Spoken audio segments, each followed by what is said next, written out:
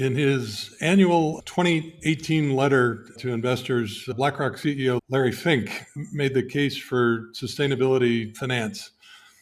In his subsequent letters, 2021, 22, 23, he made the case for ESG, environment, social, and government, as a framework for measuring a company's performance in three key areas: its impact on the environment, its relationship with people, and society. Fink defended that position against some pushback starting in 22, 23, when Julie Anderson was leading sustainability at BlackRock. But for the last 2 years, Dr. Anderson's been directing the Masters of Science in Sustainability Management at the American University Kogod School of Business. And she has made the case that sustainability has emerged as a defining megatrend, that it's fundamentally reshaping how organizations operate, compete, and create value. And despite an administration that's leading a pushback to ESG and sustainability finance, Dr. Anderson is here to tell us why sustainability finance and the competencies associated with it ought to be central to business education. Julie Anderson. Jules, welcome to the podcast. Thanks so much, Tom. It's a pleasure to be here. I'm excited about the conversation today. So is ESG dead? You argued in a recent piece that it's not dead, that it is a megatrend that is an important framework for how value is created on planet Earth. Yes, I think potentially the term ESG may be dead, or at least dying. It's caused a lot of trouble. We try to define these non financial factors that could affect a company and how it's valued. It got tangled up in a lot of different things, as you alluded to, politics. But the mega trend itself is here. And we've done a lot of research. We've done a survey of businesses to determine how they're thinking about sustainability and does it still matter to their business. I've found that it used to be a discussion between values and value. An investor would have personal values about, as you mentioned, the environment or a social issue and want to invest accordingly. Traditional investing was based on value. Are we going to generate profits and a return on our investment? I would argue that now they have blended. So many people believe in climate change and the transition to a low carbon economy that those beliefs are going to drive value. Values and value are becoming part of what investors should be looking at. I think what Larry Fink did so importantly is say that stakeholder capitalism, this broader view of sustainability finance, makes sense as a long-term investor, because a focus solely on short-term profits doesn't take into account any of the costs or value created more broadly. He was arguing for a broader lens on what value creation means. I appreciate that he was early in pointing out the tremendous cost being racked up in the environment as a result of two things. I think one, just focused on profitability, and two, government subsidies for extractive industries. So I think he did an enormous good in making this case, even though, as you said, he's backed off a bit from using ESG. He's still an advocate for stakeholder capitalism. Is that fair? Yes, definitely. And I do think he was a visionary. I think one of his roles as the leader of the largest financial services firm in the world is to inform investors and clients, because he has so many of them globally, of these future trends that will affect their return on capital. And what he was seeing and needed to say was that the secondary effects of burning fossil fuels have the potential to threaten life on Earth. And if you're going to threaten life on Earth, you're going to threaten all of our investments. So, this is indeed a macro backdrop. We think about GDP growth or inflation as something that's a macro effect on the returns on our investments and the growth. But he was basically saying fossil fuels, if we don't get our arms around reducing the effects, massively affect every investment. And I think what he said and starting the conversation was really getting people talking about it. And one of the things you do with our students is look at any major global energy company, Chevron, Shell, go to their website, and the first thing on the page is that they're concerned with the transition away from fossil fuels and towards clean energy. These are brown energy companies.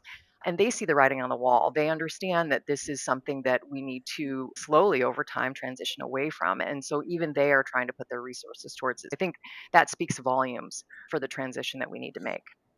Julie, I should do a quick disclosure that I was an employee of Amoco while earning my energy finance degree back in the 80s. So I'm a product of brown energy, and I think came to my understanding of the importance of sustainability finance much later in life than you. All of us, quite frankly, our age, the first 20 years of my career in finance was traditional finance. We needed to outperform a benchmark by investing in those companies or Right. countries or bonds that were going to outperform. I've witnessed the change where every major asset management firm that I've worked with has tried to say, how can we now start to consider these non financial variables that have the ability to have a financial impact? So we're on the leading edge of this megatrend. I think that's to bring it back to the point of our conversation today. That's why it's so important for education. We're in the early phases of this.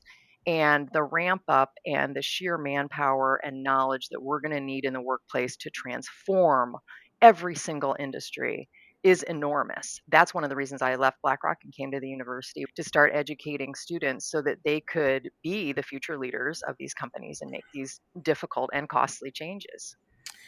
So, are you a lone voice on sustainability at American, or has this become the point of view of at least the business school? I am not the lone voice. I am one of many voices. And one of the reasons I came to this university is because the master's program that I am now the director of, the master's in sustainability management, is one of the longest ones in the country. It's been around for 12 years now. American University has always put sustainability as part of their flagship programs, and it's embedded throughout the curriculum. Even our MBA, which is a traditional MBA, has recently improved 70 ranking points with regard to sustainability. So it's one of the most sustainable MBA programs. It's embedded in the curriculum. The master's program that I run is focused on this entirely. Having the university, American, and the business school firmly behind this is one of the greatest strengths. And of course, our location in Washington, D.C., where all the policy making goes on. That's why this school was particularly attractive to me. So 2 points here. I guess one is there's a framework for sustainability, and it sounds like that's central to your program and more broadly business education in American. Number two, it suggests that employers really want sustainability smarts. Is that true? Maybe you alluded to earlier, energy companies may need a sustainability manager that comes to you with sustainability smarts. So do employers really want these competencies, and what are they? Yeah. So when I came here, I came with a business view and I run the master's program as a business. And I always tell my students that they're both my customer and my product, right? They're coming to me and I have to deliver to them an education because they're paying me for that. And then I have to deliver them into the workplace. They need to be employed. That is the stamp of validation that the education that we provided matters. So when I came here, I really wanted to approach it from a research perspective. So I started to look at supply and demand of green skills. LinkedIn does a great annual report called the LinkedIn Green Skills Report, and they have been showing that there's a gap. There are more companies out there seeking positions to be filled with green skills than there are candidates with green skills listed on their LinkedIn profile. The gap is wide and widening. So I knew there was a demand. And when I talked to LinkedIn, they were saying that they don't have any more details, artificial intelligence of their web platform. So I decided to run a survey. And we ran the sustainability skills survey last year. We're getting ready to launch it again in the spring. The goal was to really find out what businesses needed help with. What were they looking for? And we asked, I think it was almost 40 questions, and it really did focus on skills and competencies. So I think the first thing is, what are skills and what are competencies? So skills are what you know and you're able to do. specific knowledge, abilities that are applied in day to day tasks. But competencies are how you behave and perform, behaviors that successful employees demonstrate on the job. So, from a master's program, it really is the entire individual. Let's start with those competencies. And this tells you the breadth and depth of what companies are looking for. The top three sustainability competencies that they want are change management, stakeholder engagement, and systems thinking. That is a hint as to how big this undertaking is and how much they need to transform their organizations. What about accounting? Doesn't sustainability finance require a new set of metrics, a new dashboard, a new way to model value creation? Is that on the list or not? We look at those skills, ESG, risk management, and reporting in particular, responding to regulatory requirements were the number one skill that companies are looking for when hiring new employees. And also carbon accounting and reporting. Again, there's growing compliance demands that they'll have to do that now or in the future, and they need to prepare for that. Also, sustainability and climate finance were on the list. So, one of the big things with regard to the sustainability skills that came back was that if you looked at the bar chart of the sort of 8 skills that we were surveying for, it was flat, almost flat, which means that they need help with everything. So that was notable, but I will also call out, you mentioned finance. We could also slice and dice the data from these companies. We could look at C suite level executives. The biggest area of concern was budgeting and cost. How are we going to pay for this? That was at the CEO level, the CFO level, even in operations. How are we going to pay for the transition that needs to happen?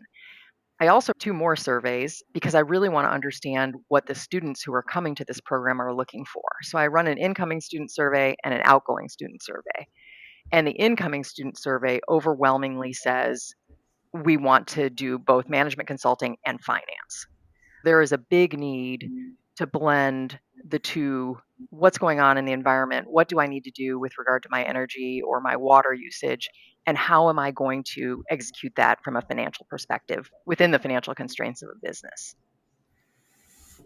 When I taught the capstone business class at the University of Denver, I taught a pretty traditional net present value, return on investment approach to our cases. Is there a new and better way to evaluate value creation of projects and enterprises? It is a bit complicated as to how you take these non financial variables and fold them into financial forecasts. I think the biggest thing to think about is where the risks lie, risks or opportunities. You are either adjusting your financial model because your company in a particular industry is facing particular risks. How are they managing those risks? What will happen if those risks materialize? We do go into a lot of depth about the source of climate related risks. Some are regulatory, some are physical risks, transition risks. We also talk about business strategies. Are you adapting to the potential climate risks that you'll face as a company? Are you taking actions to mitigate your own carbon footprint? And those do need to be translated through to financial models, and that is through the cost of capital and adjusting those, and also probability scenarios, because risk and financial modeling is about looking into the future. It's about having a crystal ball and trying to determine what's going to happen. One of the biggest challenges with climate change and these social and environmental issues is that we don't have prior experiences to put into our model. Usually you say, oh, in a recession, the stock market sells off by this much and bonds rally by this much. We don't have a prior catastrophic climate event that we can say this is how the bond market or the stock market will react. So it's very difficult. There's a lot of future unknowns. Trying to put numbers on that is very challenging. And that is why the focus is on risk. What about the idea of a double or triple bottom line scorecard? I see education impact investors using a triple bottom line. Impact capital managers at Dan Pianco stood up as a group of 80 investors, most of whom use a double or triple bottom line scorecard. Is that a part of the equation of using our broader set of metrics for measuring progress and value creation? When I was at Invesco and we were taking the team of analysts and trying to figure out how they were going to do this, how are you going to add these new variables into your model? They had a 1 through 5 point system for the financial side. The analysts would rate an investment 1 through 5. 5 was heavy overweight, strong outperform. 4 was outperform, overweight. 3 was neutral. 2 was underweight. And 1 was do not own. And what they did was create the flip side of the same scoring system from an environmental, social, and governance risk perspective to say 5 is leader in the class, best in the industry. Neutral is there are no risks. And again, a 1 is do not own. There's significant risks. But I would say that that approach was early days. Now it is much more about the integration of these variables into the financial model. And that's where it just gets into the details. Another aspect of the megatrend and investing is the idea of fiduciary responsibility. You have a fiduciary responsibility to your clients, and that is that you won't lose their money or take on undue risks. Part of how people have always done that is through stakeholder engagement or engaging with these companies they're investing in. Increasingly, traditional investors who aren't focused on a sustainability related product or fund are also using those questions in their engagement with these companies. To circle back to your original question, which I think is about data, I do stress a lot of times my career, I started as an underwriter, but then I was a trader, an analyst, and a portfolio manager. If there is data, it will be traded upon. The fact that we have it's almost like the most exciting thing that could happen to finance. We've been looking at the same gap Oh, accounting financial reports for decades, and now we have this whole new pool of data with which to hopefully glean an edge over our competitors and find out why this company might have superior returns than its competitors and then go ahead and overweight that for our clients. It's almost like a kid in a candy store. Having students that understand it can help with this data reporting, aggregation, everything. And this is going to lead into a conversation about AI. Data is how investors get ahead and outperform an index. It helps them make decisions. And they are definitely going to be looking at ESG data.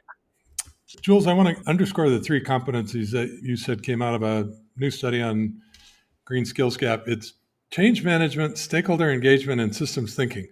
Those are really interesting. I wouldn't have even put those in the top 5 if I thought about sustainability finance. They look surprisingly similar to what you would hope an education leader would have in their course of study because they're critical for any public leadership role. Did you find that surprising? And are those skills and topics that you had to learn about in order to teach, or did you feel like you brought those competencies with you to America? And I just say a little bit more about those because they're so interesting and I think transferable to many other public leadership roles. I really want to emphasize the educational aspect of this and how holistic it is. So, our survey did ask about skills and competencies across business skills, interpersonal skills, and sustainability skills, Okay. and how important each of those were. Business skills came out first, then interpersonal, and then sustainability. But I wanted to ask across all of those dimensions because I really do think that when you're educating students at a master's level, you're really transforming the value that they as individuals bring to the table. An undergraduate education teaches you how to analyze and summarize. You evaluate a paper or a book and you summarize it and provide some thought to it. When you get to master's level thinking, you really have to go a lot deeper. And these skills are critical to that. I actually lived them. Now that I read them in black and white, I realized when I moved up into the senior leadership ranks at companies, this is what I lived every day. I had stakeholders that I had to engage with throughout a multinational firm. I was working on a project between portfolio managers in Hong Kong, Toronto, and Atlanta. They all had a different vision, and I was asking them to change. I had to manage that change I was asking them to do. I had to engage with each of them and find out what their concerns and risks were. And then from a systems perspective, how would this ripple through the entire global organization? So you're absolutely right. These are fundamental business concepts, But I think because sustainability is fundamentally changing the way we do business, these are the ones that are going to matter and help those companies that do it well be leaders. I guess the one other thing that I wanted to mention from the skills survey was how sustainability skills were being discussed. And what we found, the big picture was that it has made a massive shift. Companies used to think about having sustainability reporting or a focus on this as a nice to have or a marketing initiative. But what we learned in our skills survey was that now it's a strategic business priority. Over 62% of the organizations said that sustainability skills are important or very important to the success of their company in the next 3 to 5 years. So it's definitely moved beyond a nice to have, as the survey showed. This is a systemic change. So you need to think about it more holistically. A few weeks ago, we talked to your colleague, Casey Evans, about AI's impact on business education, and she's leading some important work across the School of Business at American. I'd love to have you talk about what that means for you and your program, and maybe if it has anything to do with those skills that we've been talking about: change management, stakeholder engagement, systems thinking. Do you see AI applications in any of those competency areas? Is AI potentially a new co-intelligence for our work in sustainability ed? Actually, I like to think that it doesn't in that respect, which I think is good news. So, if I were to think of skills and competencies, I think AI is most going to have the most amount of impact on skills, the tasks, the things that you do day to day, gathering data, analyzing data, more skills based. Where I think when you get to competencies, that's the human element. And I'm quite thankful for that, that AI is not going to take over everything because when you're managing an organization, it really is how you're working with others and gathering and processing data that very much has a human side to it. So I do think that it has to do more with ESG data processing, risk assessment, investment decisions, think about ratings.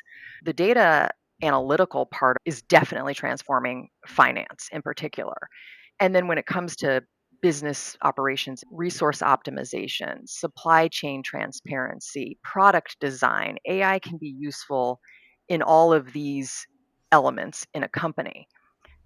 The interesting thing, I would argue that AI and sustainability are similar in this way. They're not discrete things that we can teach in isolation. This is not a master's in mathematics or accounting.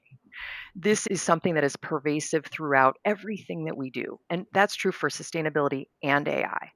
So when we think about how we're going to make sure that we're teaching future leaders and our students how to use AI, we're teaching them about it as a tool. And it's really important. They need to interact with AI critically, creatively, and ethically. Those would be the three things that I would like to stress. And I do stress, we stress that with our students. But how do you do that in the classroom? I think number one is to get the students to recognize that there's bias. Students have a tendency when information is spit out and it's spit out in such a way that's compelling and it's written so well and it's got citations that they almost take it as truth. And one of the things is to teach them to show them how that's an algorithm and there's bias and they need to be able to spot the bias. The second one is to push AI. AI will give you the quickest, easiest answer that its algorithm can come up with. And you need to really figure out how to move beyond simple prompts, apply creative constraints, counter arguments, disrupt its default tendencies. And then the third one is apply critical reflection. This is a big one for students. How much did this AI enhance their learning and retention of the information, or was it a shortcut?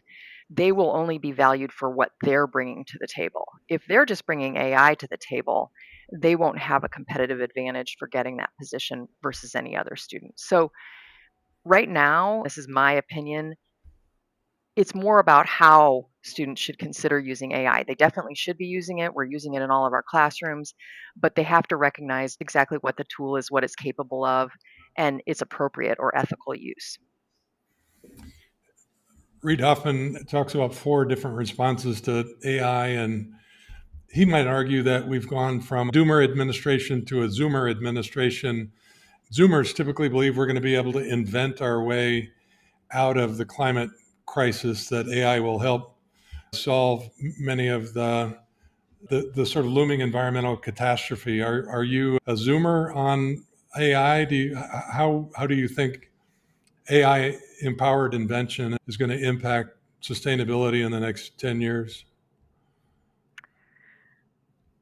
That is a really fascinating question. What America was founded on, essentially, which is entrepreneurship. You didn't come across the ocean not knowing where you were going or no source of food or water unless you were a risk taker and willing to start from scratch and build things. And I think that's in all of our DNA. Everyone who has come to this country comes to take on risk and to try something new. And I've long argued that the recent pause, not only from this administration, but from global administrations, the pause against regulatory requirements was a good one. I do think that if you push regulation or requirements too quickly, it becomes a data reporting exercise and doesn't have impact. If the pressure from the community for these companies to do better exists, you let the companies innovate. So I do think that the solutions to the climate change problem is not in reporting carbon. I think it is in letting companies figure out, okay, I'm going to have to report carbon and my clients are going to care. How can I improve upon that? So letting the ingenuity and the entrepreneurship run. But can AI do that?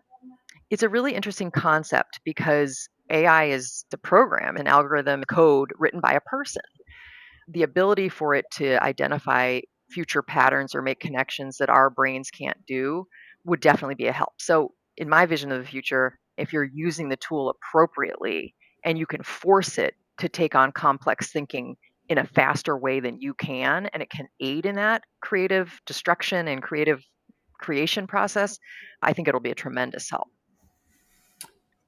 This all makes me think that sustainability professionals, to some extent, have to be futurists. They have to think about these exponential curves, both in climate and in invention. They do have to have a point of view about the role that invention and discovery play in the future so they can weigh potential scenarios against each other. You agree that it's becoming more challenging than ever? Just doing long term forecasting and placing bets based on high levels of uncertainty? Yes, I think the number one way to explain this phenomenon, I attended a industry conference on insurance when I first joined the university. It was at the law school here, and it was a bunch of insurance executives coming together to talk about the industry of insurance. And what came away from that was they said that 3 degrees warming, if it occurs, the world becomes uninsurable. I was blown away by that. No amount of insurance could cover wind protection or flood protection, and massive areas would become uninsurable. There was no financial way they could cover the potential future costs of this. I do think that it is for looking into the future and saying we don't exactly have the models, but we know that if we had weather patterns like this and now they're getting bigger and wider and more destructive, it is that uncertainty that we're facing, it's getting larger. So that is why there is such a demand for these companies to have sustainability experts. One thing that I would also highlight here is Kogod's approach to this. It is important that a sustainability program is not in the College of Arts and Sciences, it is in a business school.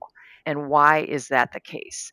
We believe strongly that future leaders will have to be able to have a respectful, informative, and engaging dialogue with the three stakeholders. What does that mean? You need climate scientists and environmentalists at the table. They're the ones that understand the potential changes we're going to face and how it's going to disrupt agriculture. You also need policymakers. How is policy getting done? How can we influence policy? How can we ensure that policy is set up in a way that achieves the outcomes we want? None of this will happen unless you change the way capital is allocated and business is done. So that approach is critical.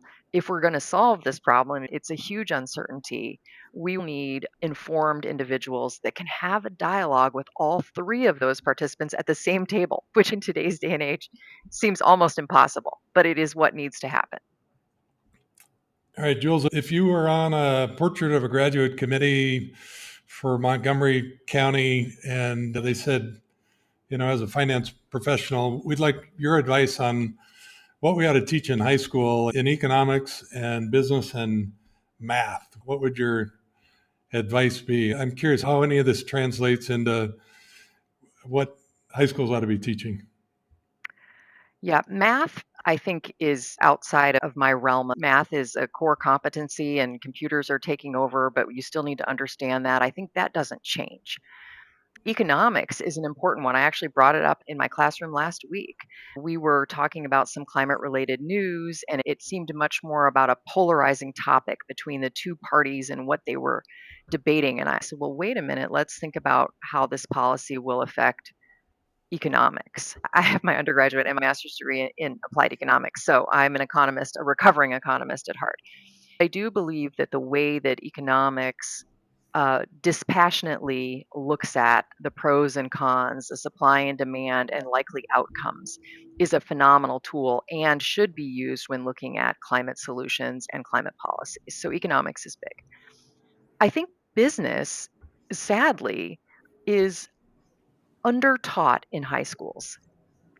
What I find at the undergraduate level and at the master's level is that very few people understand the basics of finance or business. They typically think when they're young that business is an accounting class, and they really don't understand the basics of what the purpose of a business is. I even explain it at the master's level that businesses have to be profitable. That is their number one goal. And why is that? So I do think that having business and finance embedded in the high school level is critical. Think of it this way too, if you've never even been introduced to business or finance, how on earth does a young person, when faced with picking a major or a school, decide to major in finance or business when they really have no perspective of just how important it is? So I would pull both of those deeper into the high school education. Let's try to summarize a couple takeaways. One is sustainability finance is a megatrend. It didn't go away. It's not going away. We may think about it, talk about it in different ways, but it's critical. It should be built into every pathway in both high school and college. It incorporates critical competencies, including change management, stakeholder engagement, systems thinking, things that are critically important for sustainability in any sector. What else? Any other takeaways for Well, your ed the big leaders? the big focus in that summary, which I think was really well done, was that this is multidisciplinary and that we need to integrate it. The second thing I would stress, and we do here at the MSSM, is an experiential learning focus. A part of the feedback that we get from the business side and the student side, students want more hands on real experiences, case studies, group work, internships. And companies need to see that students have that ability to translate what they learn into a classroom into a real life situation. So that should trickle down as well. I I would love argue that that. you could do Thank you. more of that in high school. Amen. My tagline is taking on problems that matter to you and the world in diverse teams using smart tools. I love to end on that thought of experiential learning and sustainability education. We've been talking to Jules Anderson from the Kogod School of Business at American University. For more on the cool things happening at American, check out our conversation with Casey Evans a couple of weeks ago. They're also a leader in terms of integrating AI across their curriculum. Jules, thanks so much for being with us. Thanks. I appreciate it. Thanks to our producer, Mason Pasha, and the whole Getting Smart team for making this possible. Until next week, keep learning, keep leading, and keep innovating for sustainability.